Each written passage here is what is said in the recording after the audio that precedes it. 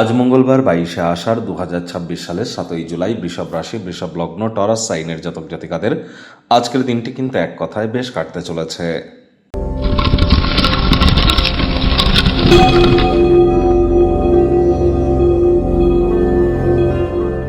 ভিডিওটির শুরুতেই স্ক্রিনে আপনারা দেখতে পাচ্ছেন হনুমানজির প্রণাম মন্ত্র। মনোজবং মারুত্তুল্য বেগং জিতেন্দ্রিয়ং বুদ্ধিমত্তম বরিষ্ঠম বাতত্ত্বজং বানর্জিত মুখ্যং শ্রীরামদূতং শরণ্যম প্রপদ্যে। আজ অবশ্যই আপনারা যদি শারীরিক, মানসিক, সামাজিক এবং অর্থনৈতিক দিক থেকে শক্তিশালী থাকতে চান, তাহলে পঞ্চমুখী হনুমানজির একটি ছবি বাড়ির দক্ষিণ দিকের দেওয়ালে রাখুন এবং প্রত্যেক দিন স্নান করবার পর সেখানে একটু ধূপ দেখিয়ে প্রথমে 3 বার বলুন জয় সিয়ারাম। শ্রীরাম নয় কিন্তু সিয়ারাম। তারপর এই হনুমানজির প্রণাম মন্ত্রটি 3 বার জপ করুন। তারপর 3 বার নিজের নাম এবং গোত্র ধরে বলুন সদা হরি চেরা। এটা বলে আপনি আপনার দিন শুরু করুন। দেখবেন প্রতিটি দিনই কিন্তু আপনার পক্ষেই থাকতে চলেছে। আজ ভুলেও ব্ল্যাক বা ব্লু কালারের ড্রেস যেন পরিধান করবেন না।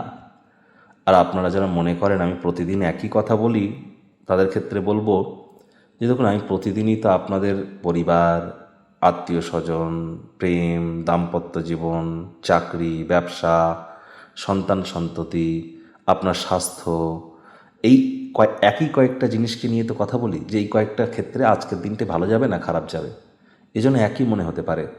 আর আমরা যে আলোচনা করি এটি কিন্তু ইন জেনারেল, অর্থাৎ আপনার রাশির যতজন জাতক জাতিকা আছেন তাদের প্রত্যেকের জন্য, আপনার জন্য কিন্তু ব্যক্তিগত নয়। প্রত্যেকের রাশি এক হলেও আপনাদের প্রত্যেকের লগ্ন কিন্তু এক নয়।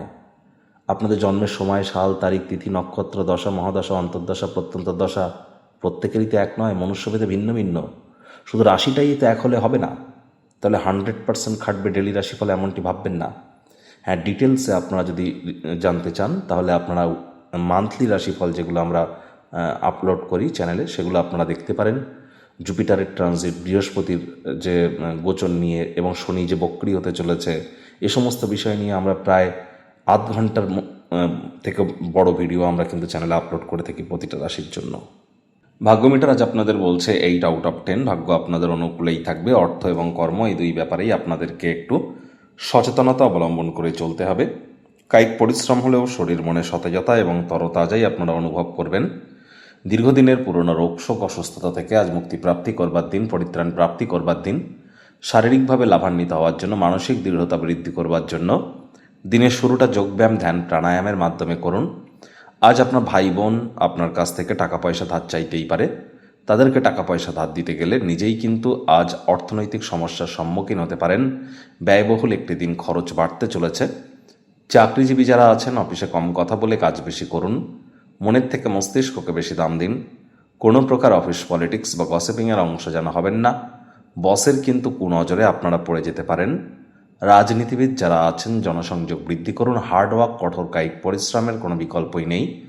বিজনেসম্যানদের বলবো অযাচিত কর্মের সাথে আজ আপনারা কিন্তু কোনো স্থানে যাত্রা করতে পারেন, যার কারণে মানসিক চাপ কিন্তু বাড়তে পারে। কোনো প্রকার পলিটিক্স বা গসিপিং করা থেকে আজ আপনারা বিরত থাকুন।